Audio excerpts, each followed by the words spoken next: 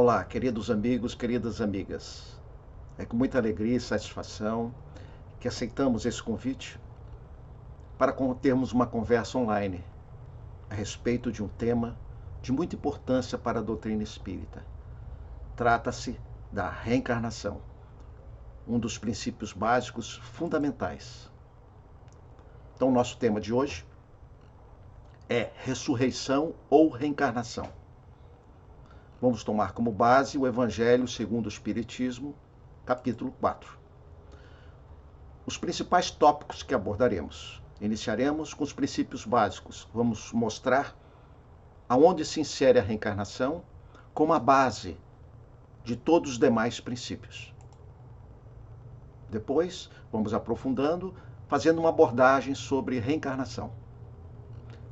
As diferentes maneiras em que ela pode ser abordada e tratada.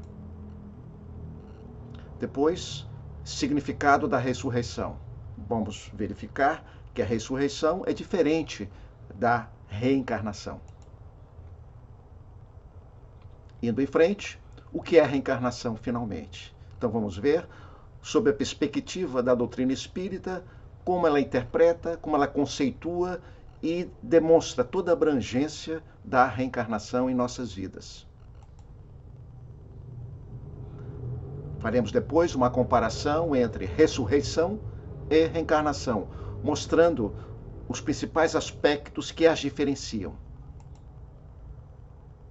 Depois, aprofundaremos mais a reencarnação, identificando algumas finalidades da reencarnação, as principais razões da proposta da reencarnação. Depois vamos mostrar a dinâmica da reencarnação, que significado tem nas diferentes existências. Finalmente, vamos associar a reencarnação com a justiça e misericórdia divina, mostrando que ela faz parte de uma lei universal. Princípios espíritas. Então, os princípios espíritas se constituem como a base de sustentação de todo o corpo de conhecimento da doutrina espírita. Existência de Deus. Depois temos a existência e sobrevivência do espírito. Outro princípio, a reencarnação, que são as diferentes vidas. A comunicabilidade dos espíritos, que se dá através do exercício da mediunidade. E a pluralidade dos mundos habitados, mostrando que a vida humana, não só no planeta Terra, no mundo Terra, mas em outros mundos, tanto mais avançados quanto mais atrasados. Então a gente está vendo os principais princípios, é evidente que a partir destes nós temos outras subdivisões. Então o primeiro deles é a existência de Deus, é mostrar através da lógica, do raciocínio e da razão, que existe uma força criadora maior, voltada para o bem e para o amor, que é a existência de Deus. Depois disso, a existência e sobrevivência do espírito, porque se não houver a existência do espírito agora, e depois ele sobrevivendo após a morte do corpo físico, não poderá explicar a reencarnação. E vamos então dar destaque à reencarnação.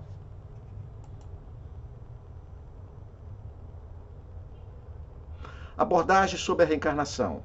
Nós vamos mostrar 3 abordagens que poderão ser feitas através da reencarnação. O primeiro delas é através do aspecto científico, onde a gente pode sintetizar que fé inabalável é aquela que pode encarar a razão face a face em todas as épocas da humanidade.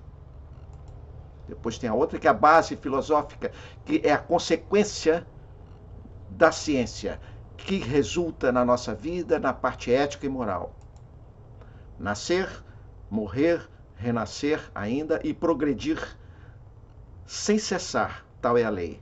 Isso não se encontra nas obras básicas, mas está no Dolmen de Kardec em Paris. Então isso sintetiza muito a reencarnação. Então sempre é um processo dinâmico, né?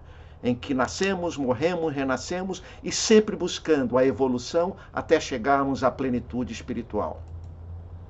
Depois o aspecto religioso, que são as consequências morais e religiosas, tanto da abordagem científica como a abordagem filosófica. Então aí é o grande triângulo que fecha Então aqui tem: ninguém pode ver o reino de Deus se não nascer de novo.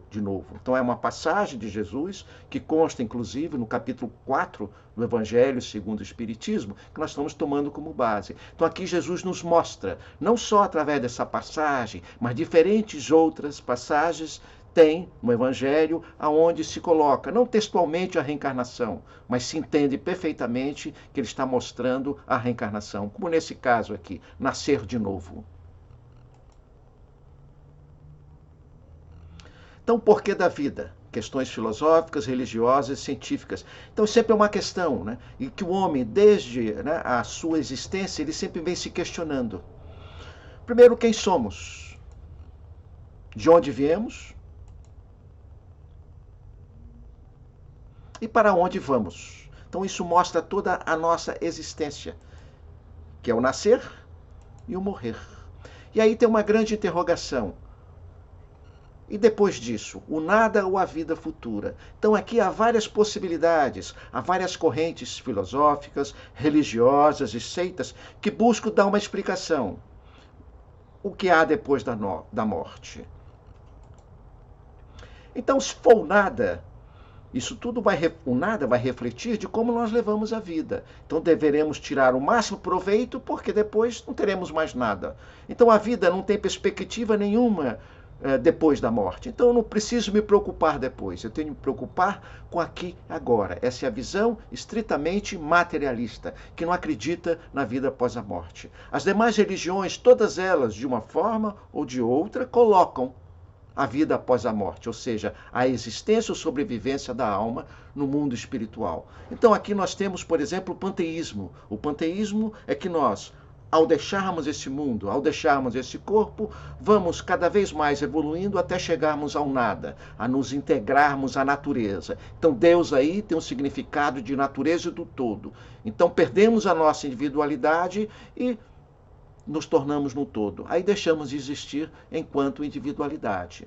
Temos também a outra vida, a outra perspectiva, né? Que é o samsara, que é o karma, que vemos aqui para sofrer. Então, cada existência temos de resgatar ao máximo, através da dor, do sofrimento, para purificarmos a alma. Temos também a visão da maioria, ou de todas as correntes cristãs, que colocam que há duas possibilidades: ou é o céu ou é o inferno. Ou você vai sofrer ad eterno, porque você pecou, você errou, você feriu as leis divinas, né? Enquanto estava aqui nessa existência, e vai pagar por isso. E temos também a perspectiva do céu, que é o beneplácito, que é toda a pureza, é toda a harmonia junto ao Deus. E aí nós temos uns são privilegiados que vão para o céu e outros para o inferno. Então aqui não há a misericórdia divina, não há o perdão. Então é uma questão muito interessante para refletirmos, né? Se Jesus já nos colocava que temos de perdoar 70 vezes, 7 vezes, que é infinito, né? Então imagine Deus. Deus não tem de nos perdoar, ele sempre nos perdoa, sempre nos dá uma chance, sempre nos dá uma oportunidade de recuperarmos aquilo que nós erramos, e assim vamos crescendo e vamos evoluindo. Essa é a perspectiva espírita. Como nós chegamos a ela? Através das próprias mensagens vindo dos espíritos. Aqui é da Gênesis, no capítulo 1, o caráter da doutrina espírita, né? Nós existimos, eles nos dizem. Logo, o nada não existe. Eis o que somos e o que sereis. O futuro vos pertence como a nós. Então eles estão nos mostrando, nos alertando que assim como eles, um dia voltaremos à pátria espiritual. Caminhais nas trevas. Vimos clarear-vos o caminho e traçar-vos o roteiro. Andais ao acaso, vimos apontar-vos a meta. Então, é interessante e importante isso, que todos os ensinamentos, todas as bases conceituais espíritas, elas são ditadas pelos espíritos que habitam o plano espiritual, porque somente eles têm as condições para nos transmitir esses ensinamentos. Então, a reencarnação, ela vem sendo mostrada, comprovada, trazendo vários indícios demonstrados pelos espíritos desencarnados. Então, Allan Kardec, no Evangelho segundo o Espiritismo, né? Vamos ver o significado de ressurreição. Deriva do latim essa palavra, cujo significado literal é ressurgir. Religiões como judaísmo, islamismo ou cristianismo acreditam no ressurgimento dos mortos ao juízo final.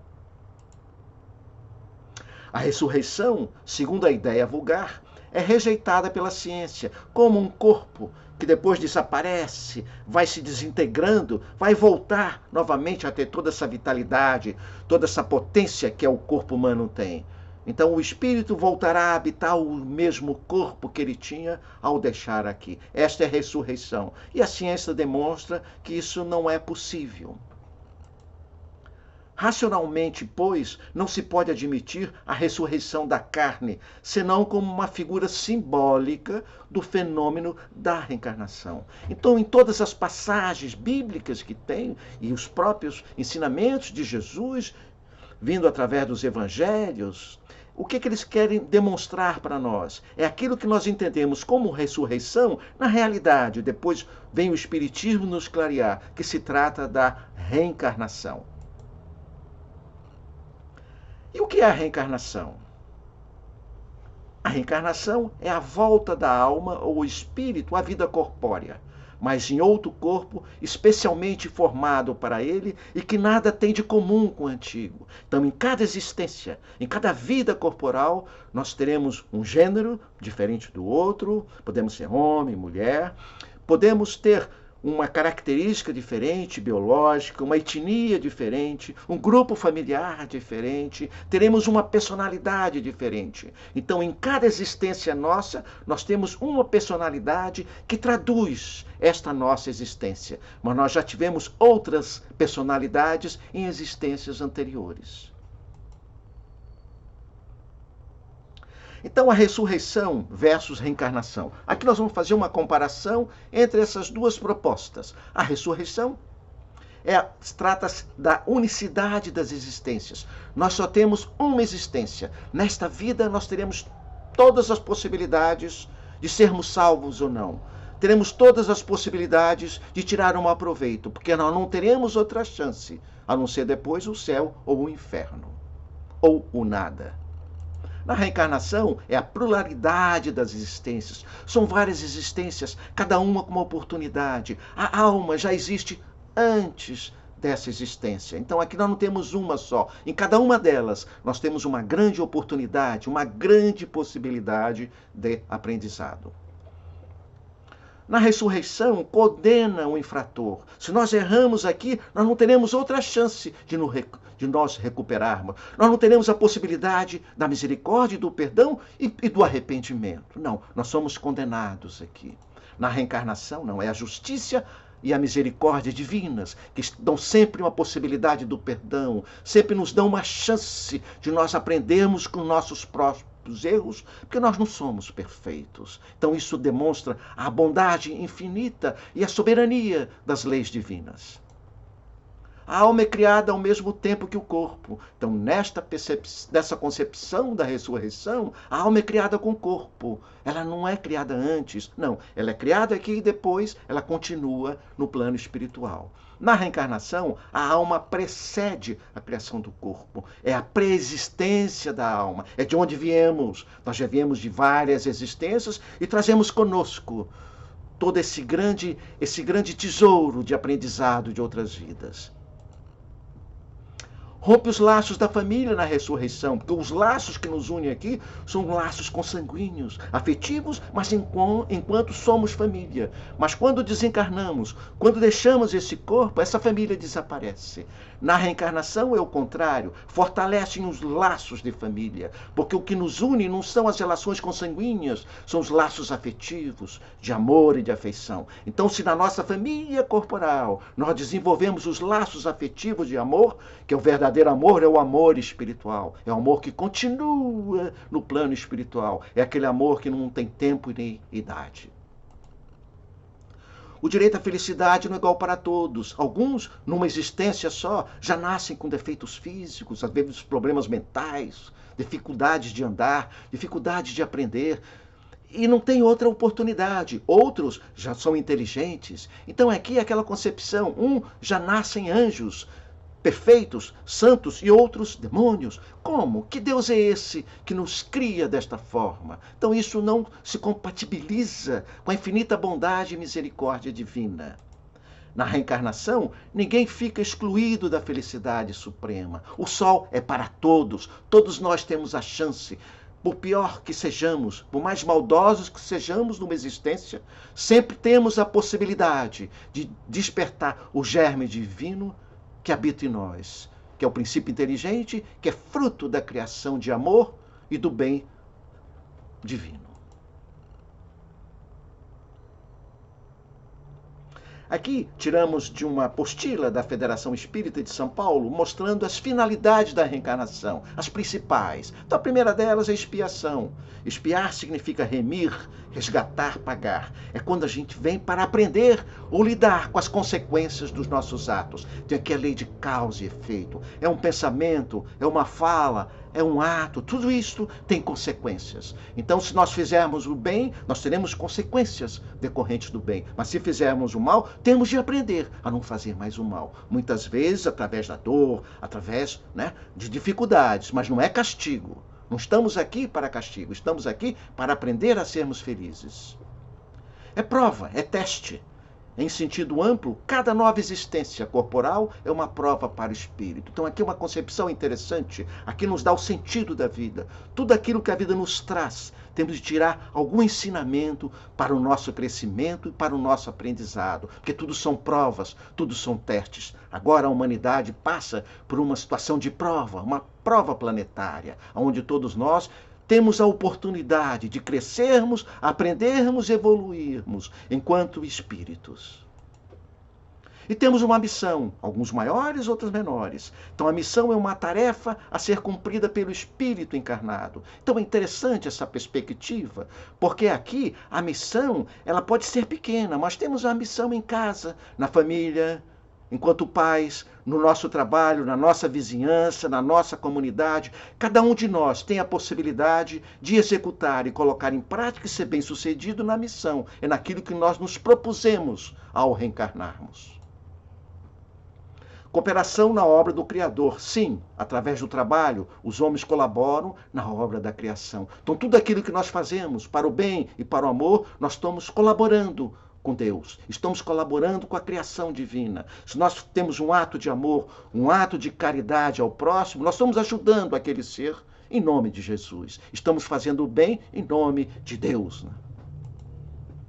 Ajudar a desenvolver a inteligência, a necessidade do progresso, impele o espírito às pesquisas científicas. Nós estamos vendo agora como a ciência, como os grandes pesquisadores, os grandes cérebros da humanidade estão buscando soluções e respostas para esse grande teste que passamos agora. Então, o mal existe, as dificuldades existem para que o homem se desenvolva na sua inteligência e busque respostas mais saudáveis para nós. E outras, o restabelecimento do equilíbrio mental e refazimento espiritual. Evidente, nós estamos aqui também para buscar o equilíbrio entre lidar com a matéria e lidar com o espírito. Despertarmos cada vez mais em nós a essência divina que habita. Esse é um processo de individuação. É despertar o que de fato nós somos. Nós não somos esta personalidade. Nós somos a essência divina que tem essa personalidade, já teve outras e terá outras nas próximas. A dinâmica da reencarnação é interessante. Isso aqui é uma síntese que a gente vai fazer dentro da visão espírita. Como é que ela ocorre? Qual é a sua dinâmica? Então a gente parte do princípio da imortalidade da alma, que vem sendo comprovada através das comunicações mediúnicas, através dos espíritos que vêm mostrar a sua identidade espiritual. Então o espírito é imortal. O corpo, sim, ele se transforma, desaparece, mas a alma permanece sempre ela. Então ela tem uma dinâmica. Ela tem uma dinâmica e tem uma programação no plano espiritual, que é o planejamento reencarnatório. Então, antes de reencarnarmos, há uma previsão de possibilidade de realizações na próxima existência. Isso é realizado no plano espiritual. Depois disso, reencarnamos. Voltamos a ter um corpo adequado à nossa reencarnação. Então, aqui é a junção da biologia, da genética biológica com a genética espiritual. E vamos, então, reencarnar, nascer num determinado meio, determinada sociedade, que é o mais adequado dentro da nossa programação reencarnatória. Depois disso, vamos para um determinado grupo familiar, que é o necessário, é aquele que nós escolhemos e é o mais útil para a evolução e crescimento espiritual. Depois tem a educação, que inicia na família, mas ela não fica só lá. Mas a primeira educação do espírito se dá principalmente nos primeiros 7 anos. Isso começa a despertar nossas tendências, as nossas más tendências e boas tendências. Por isso que a educação espiritual é fundamental. Não é só o aprendizado das matérias básicas de matemática, português, história, mas também a ética, a moral, a filosofia, é o bom proceder, como diz, ou bem proceder. Essas tendências vão surgindo e vão... Em determinados momentos, nós temos várias possibilidades de despertamento. Despertamento para os nossos pontos fracos, aonde podemos melhorar e devemos melhorar. E vamos aprender a como podemos alcançar outros degraus mais altos evolutivos. Aí tem a nossa missão, que começa sendo colocada em prática nas diferentes possibilidades que o mundo nos traz. Aí são as provas, são as tendências, são os arrastamentos para que a gente não consiga realizar a missão. Então as provas são os testes, mas sempre como a doutrina nos diz, é o esforço da vontade para nós vencermos as nossas más tendências, as nossas limitações e nos superarmos, porque nós sabemos que nós não somos perfeitos. E tem as expiações, que são as consequências daquilo que já fizemos. As expiações é do passado.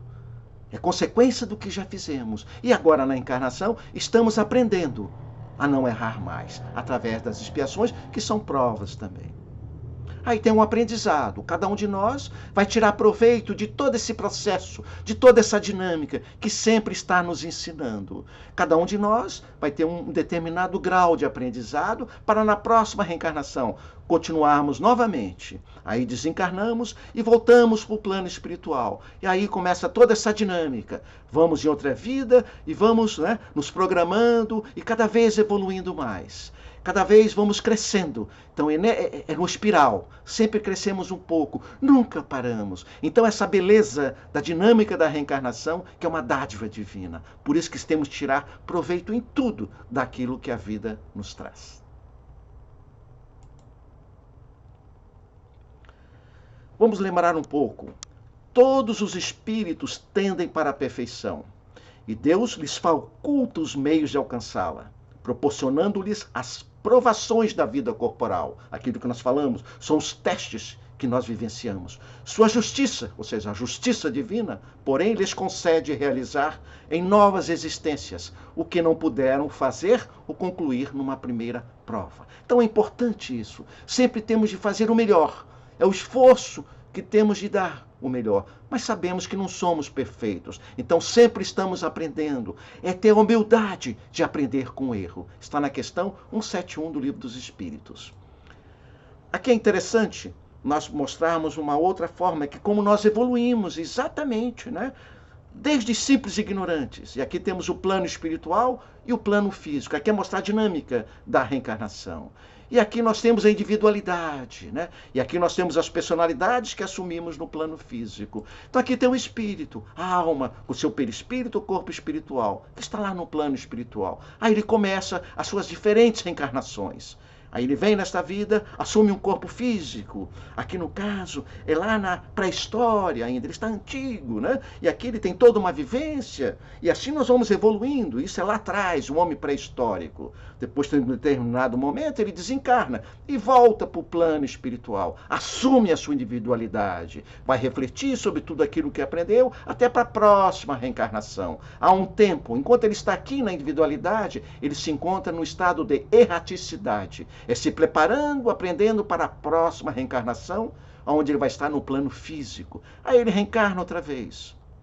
Assume outra personalidade, outro corpo físico. Aqui já é na época do Egito, Então, de repente, ele é um faraó, ele é um escravo. Aí depende de cada um. Tem toda uma vivência, tem um aprendizado, mas também tem o seu momento de deixar esta vida. E aí volta para o plano espiritual, assume nova individualidade. Aí é todo o processo novamente, até reencarnar novamente. Vem aqui, assume uma outra personalidade. Aqui já durante a Revolução Industrial, na tecnologia, nas fábricas. Então aqui ele já está evoluindo mais, está usando a sua inteligência, mas também aprendendo o aspecto moral.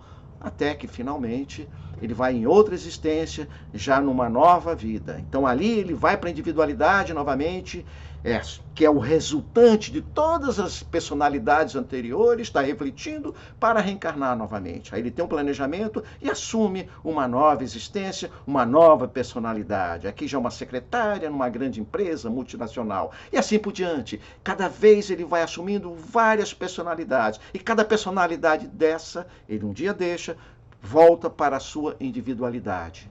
Recupera a sua individualidade e assim caminha até chegar um dia à perfeição. Então, são infinitas reencarnações e cada uma delas nós temos um grande aprendizado. Então, a alma não é feita de uma só vez. A si mesma se faz, se constrói através dos tempos. Suas faculdades, suas qualidades, seus haveres intelectuais e morais, em vez de se perderem, capitalizam-se, aumentam de século para século. Isso é Leon Denis, que é o poeta, é o filósofo, né? É o grande pensador, depois de Kardec, no livro O Problema do Ser, do Destino e da Dor. Então veja, nós não vamos nos fazendo. Então uma responsabilidade pessoal de cada um, construir esse grande ser, esse grande espírito, que um dia vai se tornar um espírito superior, um espírito puro. Então, nessa dinâmica, nós temos o modelo de camadas rígidas de Hernani Guimarães Andrade. Perispírito e alma. Isso é um grande pensador. Então, aqui nós temos, né? Ele coloca como as várias camadas que representam a nossa reencarnação. Cada camada representa uma reencarnação do espírito, portanto, uma personalidade. Aquelas personalidades nossas, cada uma delas é como se fosse uma camada de uma cebola, né? Aí nós vamos somando cada uma delas. Se nós colocarmos uma lupa aqui, nós vamos ampliar e vamos ver exatamente aquelas diferentes personalidades que nós vimos no outro gráfico, mas de uma outra forma, já por camadas. Então aqui nós temos aquela moça atualmente, temos essa outra aqui, em outra camada, essa outra reencarnação, nessa outra camada, aqui já no Egito, e lá na pré-história, que nós fizemos um movimento contrário. Né? Então, quanto mais na periferia, é mais atual, é mais recente, é onde estão nossas memórias também, nossas memórias profundas de várias vidas. Então, aqui a gente vê a beleza que é, né? Essa dinâmica da reencarnação e essa dádiva divina que é essa oportunidade que nós sempre temos de ter mais uma existência no mundo corporal.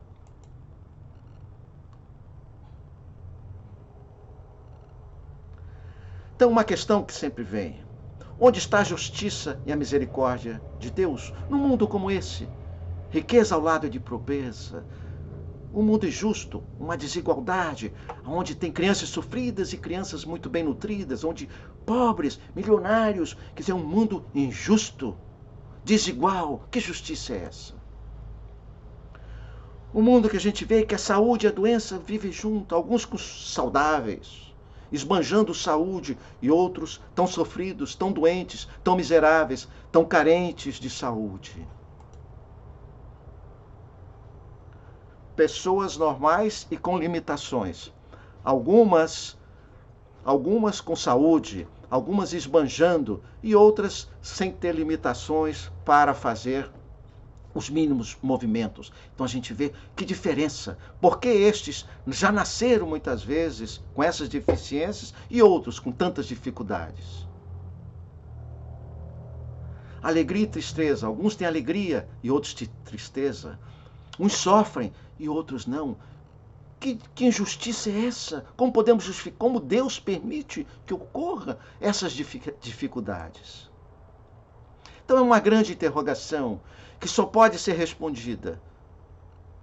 Para responder este importante questionamento, só há uma maneira: é compreender e aceitar a reencarnação, um dos princípios fundamentais da doutrina espírita. Somente a reencarnação pode mostrar se nesta vida nós passamos por isto, é porque tem algum sentido, mas não quer dizer que na próxima nós vamos passar. Então, por isso, nós temos que tomar muito cuidado, estarmos muito vigilantes em termos o bom uso de todos os recursos que nós temos, para na próxima, cada vez, aprendermos mais, cada vez trazermos mais ferramentas, mais instrumentos com mais capacidade de realização.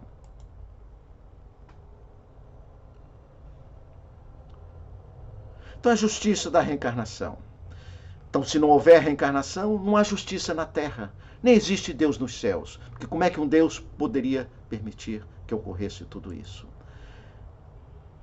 Então é importante, e a doutrina do Espírita nos dá com muita ênfase, cada um constrói seu próprio destino. Então a nossa felicidade de amanhã é construída hoje e agora.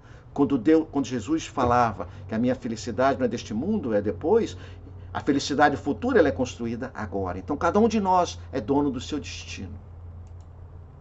Finalmente, vamos encerrar que a justiça divina sempre está presente no nosso dia a dia, no nosso cotidiano. Então a nossa existência atual, tudo aquilo que temos, tudo aquilo que vivenciamos é fruto, faz parte das leis divinas, que é fruto do amor e voltada para o bem, mesmo que a gente muitas vezes não a compreendamos. E a nossa existência atual, ela é consequência das existências anteriores. Então nós somos hoje o que fomos ontem. Nós somos hoje consequência do que fizemos ontem, em vidas passadas. E amanhã, que são as existências futuras, serão consequência da existência atual. Então tudo aquilo que vamos vivenciar no futuro será consequência de como estamos levando a vida agora. Então isso nos mostra que sempre temos uma chance, sempre temos uma oportunidade. Por isso que a reencarnação, ela nos fortalece muito a nossa fé, de enfrentarmos as dificuldades, enfrentarmos as nossas limitações, olhando sempre com tudo aquilo que a vida nos traz, é um grande teste para mostrarmos que faz parte da justiça divina. Então, obrigado por essa oportunidade e até a próxima.